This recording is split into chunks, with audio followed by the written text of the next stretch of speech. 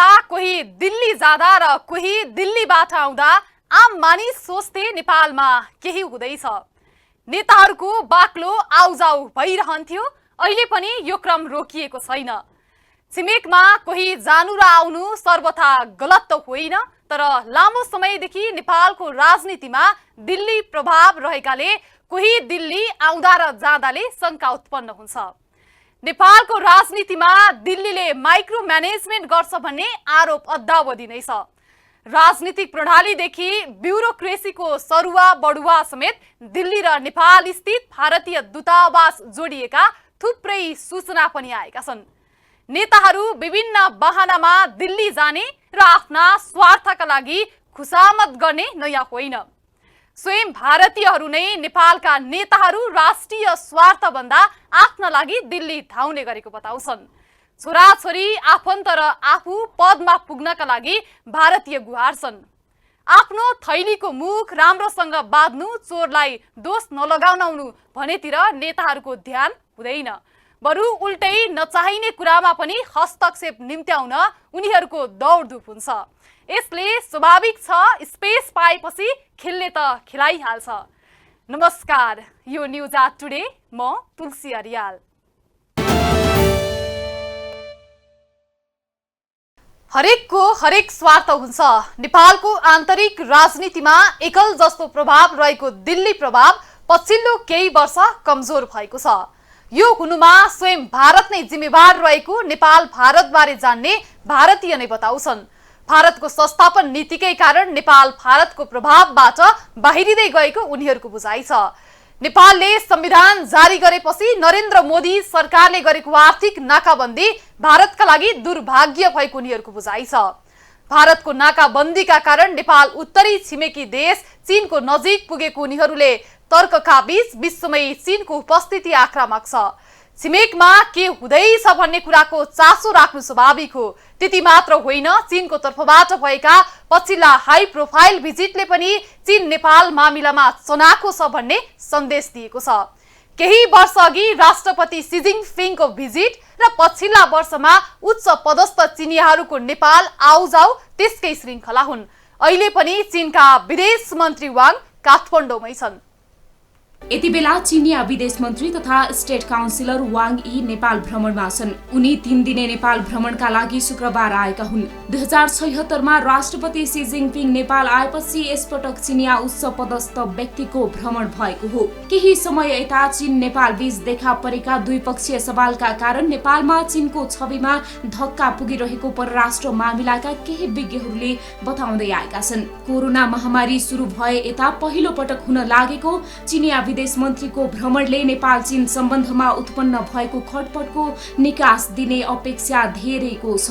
पूर्वाधार निर्माणमा चिनिया लगानी परिचालन गर्ने बेल्ट एन्ड रोड इनिसिएटिभमा नेपालले 2017 मा हस्ताक्षर गर्यो। त्यसबेलाको समझदारी पत्रमा हस्ताक्षर भएको 5 वर्ष बितिसक्दा पनि आयोजना छनौट हुन सकेको छैन।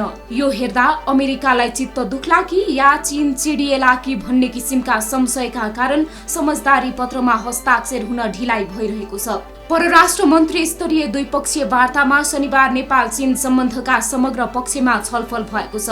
वार्तामा बीआरआई कार्यान्वयन सम्झौता बारे छलफल भएको छ। बीआरआई अन्तर्गतकै केरुङ काठमाडौँ रेलमार्गको सम्भाव्यताका अध्ययनका विषयमा पनि छलफल भएको छ। नेपालले 3 वर्ष अघि नै पठाएका बीआरआई अन्तर्गतका 9 वटा आयोजनामा कुनै पनि कार्यान्वयन भएको छैन। नेपाल चीन सीमा पार रेलमार्ग र दमकको औद्योगिक पार्कको प्रगति हालसम्म नगण्य मात्रै छ।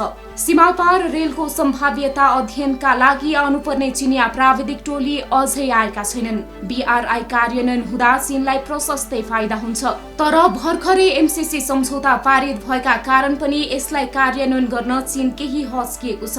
आफ्नो सहयोग परियोजना एमसीसी को संसदीय अनुमोदनमा ढिलाइ हुनुमा बेजिङको हात रहेको धारणा अमेरिकाले राखेपछि चीन आक्रोशित भएको थियो। एमसीसी लाई नेपालले कसरी अघि बढाइरहेको छ भन्ने अध्ययन गर्नका लागि पनि वाङ यी नेपाल आएका परराष्ट्रविद बताउँछन्। चिनियाहरूलाई एमसीसी चाहिँ इन्डो पेसिफिक स्ट्र्याटेजीको एउटा पार्ट हो र त्यो इन्डो पेसिफिक स्ट्र्याटेजी भनेको त्यो चीनको जुन अहिले बढ्दो प्रभाव छ त्यो प्रभावलाई रोक्नको लागि अब नेपाल पनि एमसिसीको पार्ट भयो भनेदेखि नेपालले चाहिँ नि त्यो काम गर्नुपर्छ भन्ने, तर त्यो चाहिँ नि नेपाल सरकारले त्यसलाई प्रस्ताइसकेको छ।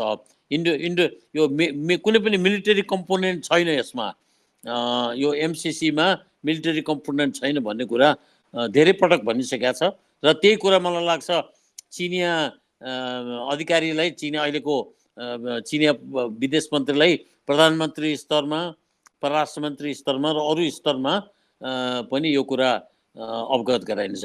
राष्ट्रपति सी जिनपिङ काठमाडौँ आएका बेला नेपाललाई 56 अर्ब रुपैयाँ बराबरको सहायता प्रदान गर्ने घोषणा गरेका थिए, जसको कार्यान्वयन बारे सम्झौता हुने संकेत देखिएको छ। यसैगरी चिनिया सहयोगमा निर्माण हुने भनिएको मदन भण्डारी प्राविधिक विश्वविद्यालय भक्तपुर र मकवानपुरमा नयाँ अस्पताल निर्माण जस्ता विषयमा पनि छलफल भएको छ। कोरोना भाइरसको महामारी देखिए यता चीनले बेला बेलामा एकपक्षीय रूपमा नाका बन्द गर्ने गरेको पाइएको छ, जसलाई कतिपयले चीनद्वारा नेपालमाथि लगाइएको अघोषित नाकाबन्दी भन्दै विरोध गरेका छन्। यस विषयलाई पनि सल्ट्याउने अपेक्षा गरिएको छ।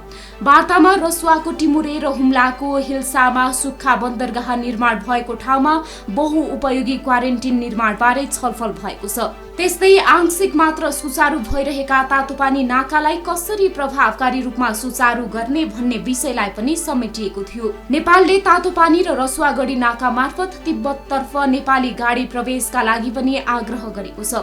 चीनमा अध्ययनरत नेपाली विद्यार्थीहरू कोरोना महामारी पछि फर्किन नपाएको विषय पनि नेपालले उठाएको छ। उनीहरूलाई चीनको विद्यमान स्वास्थ्य प्रोटोकल पूरा गरेर अध्ययनका लागि जान दिन आग्रह गरिएको छ। विदेश मन्त्री वाङले शनिबार प्रधानमन्त्री शेरबहादुर देउवासँग भेट गरेका छन्। भर्चुअल माध्यमबाट पोखरा क्षेत्रीय अन्तर्राष्ट्रिय विमानस्थलको समापन समारोहमा पनि उनले भाग लिएका छन्। वाङको नेपाल भ्रमणका क्रममा प्रशोधित घाँस चीन निर्यात गर्ने सम्बन्धी प्रोटोकलमा हस्ताक्षर हुने भएको छ। गाईवस्तुको आहारका लागि मकै, विकासे घाँस र जौको हेलेज चीन निर्यात गर्न दुवै देशको प्रोटोकल स्वीकृत भइसकेको छ।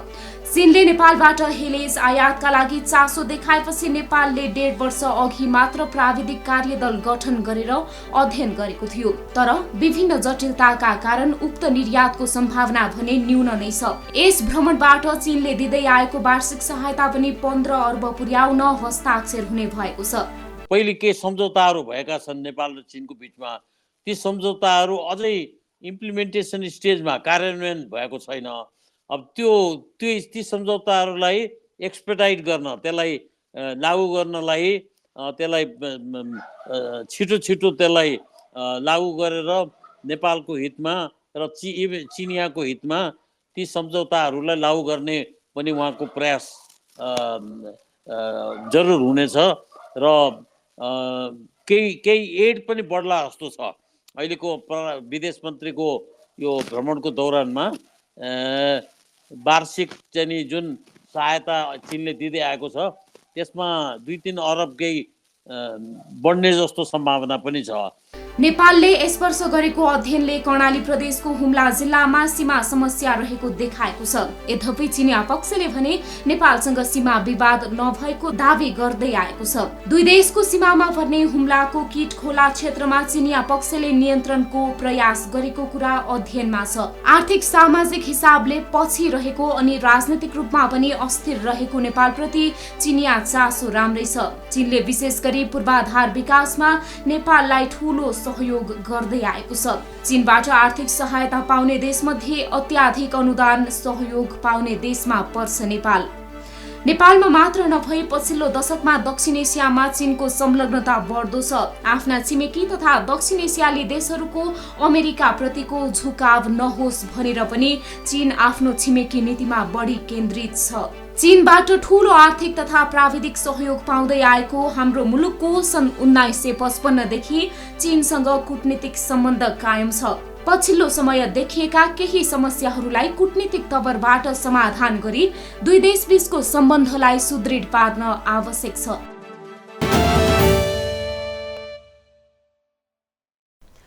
कोही आउँदैमा हाम्रो विरोध होइन, छिमेकीलाई स्वागत र सत्कार तथा वैदेशिक सम्बन्धलाई नयाँ आयाम दिने मौका नै हुन् भ्रमणहरू।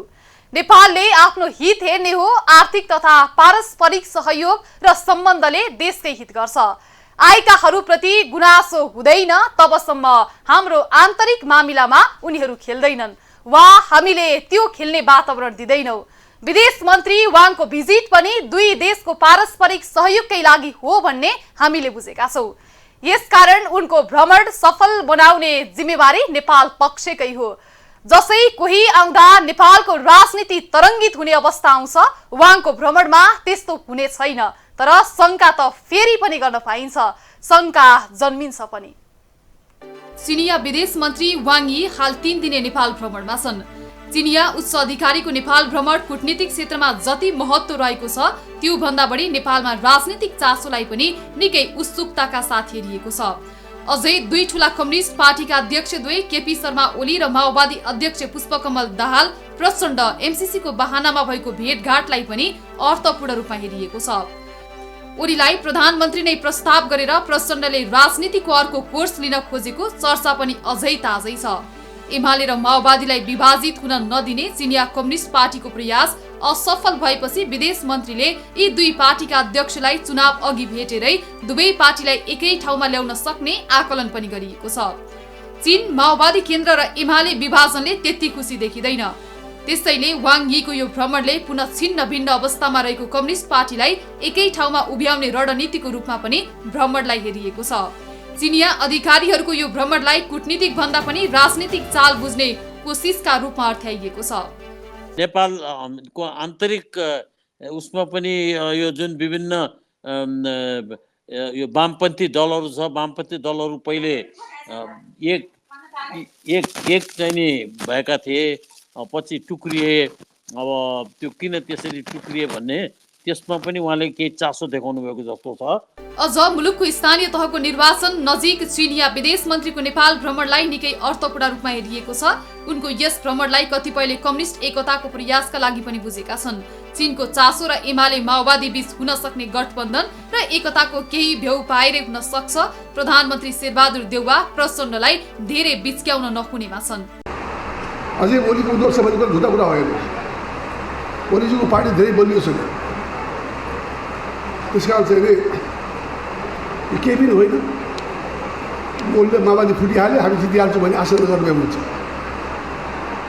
फेरि प्रचण्ड हार्ने चुनाव छ, मिलिदिन्छ, जात सजिलो हुन्छ, मिलिदिन्छ। यो पनि बुझ्नु पऱ्यो नि। त्यस कारण चाहिँ उनको हामी देखाउँ कि एमाले प्रचण्ड फुटिहाल्यो, हामी जितिहाल्छौँ। फेरि मिलिदियो भने नि हामी लखेटेर कहाँ जान्छ। यसअघि पनि चीनले नेपालको कम्युनिस्ट एकताका लागि निकै दबाब दिँदै आएको थियो। नेकपा फुटदेखि एमाले फुटसम्म चीनले पार्टी एकताका लागि बारम्बार प्रयास गरेको थियो, तर सफल भने हुन सकिरहेको थिएन। निर्वाचनको मुखमा चिनिया विदेश मन्त्री वाङ यीको यो भ्रमणलाई धेरैले कम्युनिस्ट एकताकै लागि बुझेका छन्। आइतबार विदेश मन्त्री वाङले एमाले अध्यक्ष केपी शर्मा ओली र माओवादी अध्यक्ष पुष्पकमल दाहाल प्रचण्डसँग भेटवार्ता गर्दैछन्। वाङले दुवै कम्युनिस्ट पार्टीका नेतासँग हयात होटलमा भेटवार्ता गर्ने भएका छन्। दुवै नेतालाई उनले एकै स्थानमा फरक फरक समयमा भेट गर्न लागेका हुन्। आइतबार बिहान 11:10 वाङले एमाले अध्यक्ष ओलीसँग करिब आधा घण्टा भेट गर्ने समय तालिका छुट्याएका छन्। त्यस्तै 11:15 बजेदेखि 12:15 बजेसम्म वाङले माओवादी अध्यक्षसँग भेट गर्ने समय छुट्याएका छन्। हाल मुलुकमा वामपन्थीहरू छिन्न भिन्न अवस्थामा छन्, तर चीन त्यो चाहँदैन। चीन वामपन्थीहरू एकै स्थानमा उभिएको हेर्न चाहन्छ। निर्वाचन नजिकिएसँगै चीनले निर्वाचनमा पनि वामपन्थी बीच एकतासहित चुनावमा होमिएको हेर्न चाहन्छ। चीनको यो इच्छा आजको मात्र होइन। यसअघि नेकपा फुटको अवस्थामा रहँदा र एमालेबाट माधव नेपालले नयाँ पार्टी गठन गर्दा पनि चीनले पार्टी नफुटाउन आग्रह गरेको थियो। हाल चुनावको मुखमा वाङको नेपाल भ्रमणलाई पनि वामपन्थी बीच एकताको प्रयास गर्ने पहल पनि बुझिएको छ। यस्तै चिनिया विदेश मन्त्री वाङ यी नेपाल भ्रमणमा आएकै बेला दुई कम्युनिस्ट पार्टी माओवादी केन्द्र र नेकपा एमालेका नेता पनि चीन पुगेका छन्। भिन्दा भिन्दै प्रयोजन देखाएर दुई पार्टीका कम्युनिस्ट नेता चीन भ्रमणमा गएका हुन्।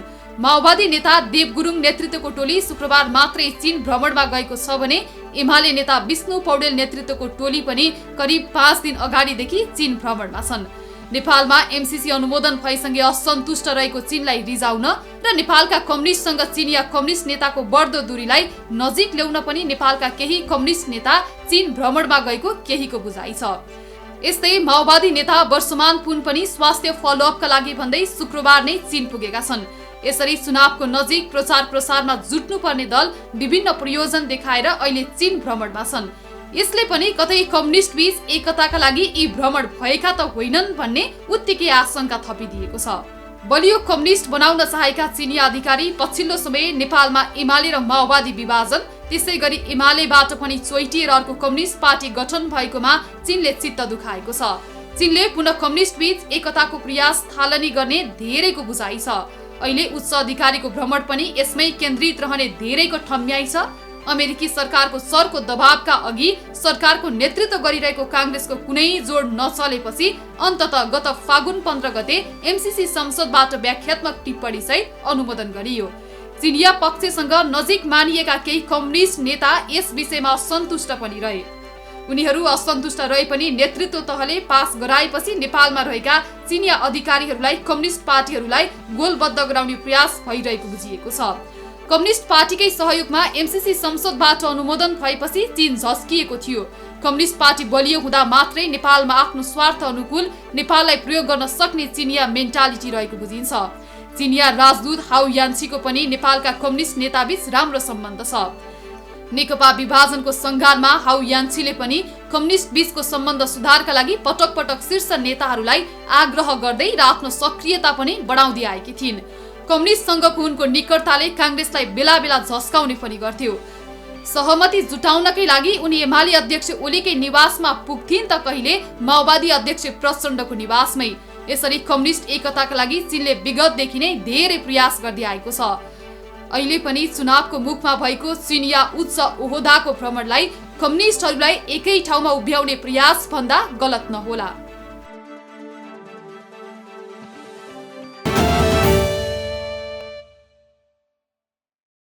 अब केही घरेलु राजनीतिका कुरा। चुनावको याम छ, दलहरूलाई छपक्कै चुनावले छोपेको छ। तीव्र तयारीमा छन् उनीहरू। केही नयाँ राजनीतिक दलहरूले पनि चुनावमा भाग लिने चासो देखाएका छन्। शान्ति प्रक्रिया अर्धभूमिगत हुँदै फेरि 3 बुँदे हुँदै शान्ति प्रक्रियामा आएको विप्लव नेतृत्वको नेकपा पनि चुनावमा भाग लिने बारे टुङ्गोमा पुग्न कपिलवस्तुमा केन्द्रीय कमिटी बसिरहेको छ। त्यहाँ पनि मत विभाजन छ। चुनावलाई उपयोग गर्ने कि बहिष्कार गर्ने भन्ने बारेमा उनीहरूका बीचमा मत बाजिएपछि हिजोको बैठक स्थगित गर्दै नेताहरू गौ काट्न हिँडे। विप्लव अर्थात क्रान्ति नेपाली शब्दकोशले यसलाई विद्रोह, क्रान्ति, उत्पात, ठूलो परिवर्तनका रूपमा अर्थ्याएको छ। खासमा उनको नाम नेत्र विक्रम चन्द। जात व्यवस्था भित्रको समाजमा उनी एक कुलीन परिवारको मान्छे। समाजमा स्थापित एउटा भाष्यबाट हेर्दा तथा कथित उपल्लो जात ठकुरी परिवारको मान्छे। रोल्पा हुँदै कपिलवस्तुको शिवराज नगरपालिका वडा नम्बर 1 शिवगढीलाई स्थायी थात थलो बनाएका उनी अहिलेसम्म राज्यसँग बगावत गरिरहेको एक विद्रोही माओवादी जनयुद्धका सैन्य कमान्डर प्रचण्डसँगै काठमाडौँ छिरेका तर क्रान्ति पूरा नभएको र प्रचण्डको मूल पार्टी आत्मसमर्पणवादी भएको भन्दै विद्रोहका सपना देखेका चन्द अर्थात विप्लव अहिले फेरि प्रचण्डको नजिकै आइपुगेका छन्। माओवादीकै शैलीमा विद्रोह नगर्ने भने पनि विद्रोहलाई च्यापेर केही समय उनको पार्टीले अलग बाटो बनाउने प्रयास गर्यो। यद्यपि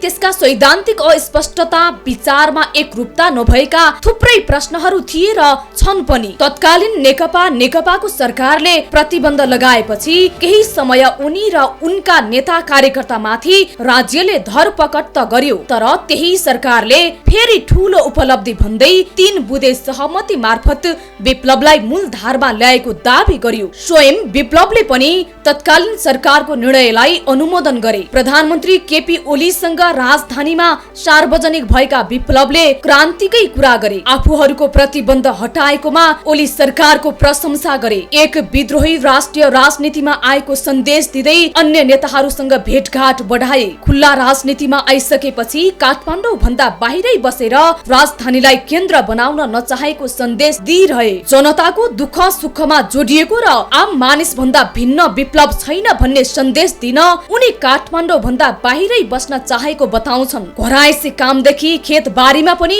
विप्लव भेटिन्छन्। असारे मासमा धान रोप्दै गरेको उनको दृश्य सामाजिक सञ्जालमा भाइरल भएको थियो। यो कुनै नयाँ र अचम्म मान्ने कुरा त थिएन र हामीले प्रस्तुत गरिरहेको यो सामग्री उनको खातिरदारीका लागि पनि होइन। विप्लवसँग सोधिने प्रश्न थुप्रै छन्। अनुकूल हुँदा उनले दिनुपर्ने जवाब पनि सोधौला। एउटा व्यक्ति समाज र परिवार भित्रका सामाजिक तथा आर्थिक जिम्मेवारीमा जोडिँदाखेरि उसले गर्ने खेती किसानी धान गहुँ स्याहारेको दृश्य देखेर प्रलय नै हुनुपर्ने पनि केही छैन। त्यसमा पनि कम्युनिस्ट पार्टीको नेता कार्यकर्ता गाउँमा बस्छ, श्रम गर्छ भन्दा कुनै नौलो होइन। कम्युनिस्टहरू त झनै श्रमलाई माया गर्ने गाउँ र जनतासँग जोडिने नै हो। अझ त्यसमा विगत माओवादी आन्दोलनमा एउटै कम्युन बनाउने भन्दै गरेको अभ्यास नै छ उनीहरूका सामु। त्यसैले यो तिनका निम्ति खास केही होइन जसले कम्युनिस्ट बन्नु पर्छ। यी भनेको जनताका असली साथी हुन् भनेर बुझे, तर जसले त्यो भने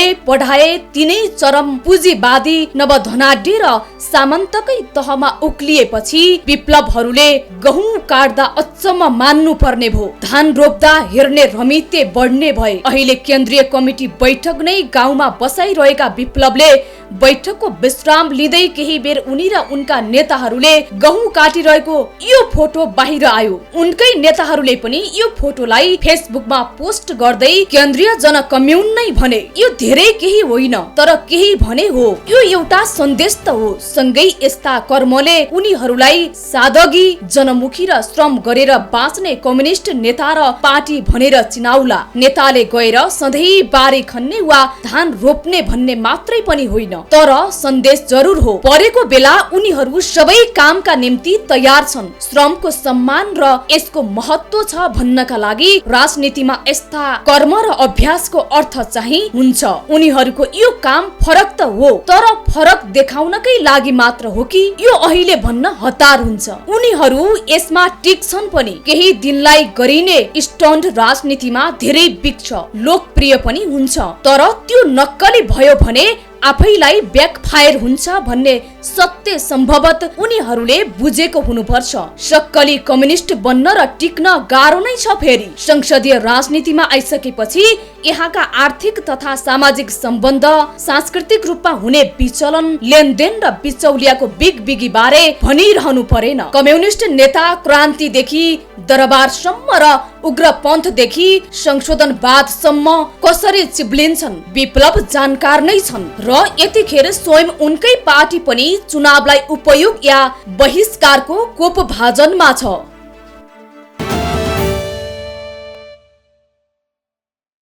विप्लवलाई पनि गाह्रो छ। चुनावमा जाने उनको प्रस्ताव कमजोर बनेको छ।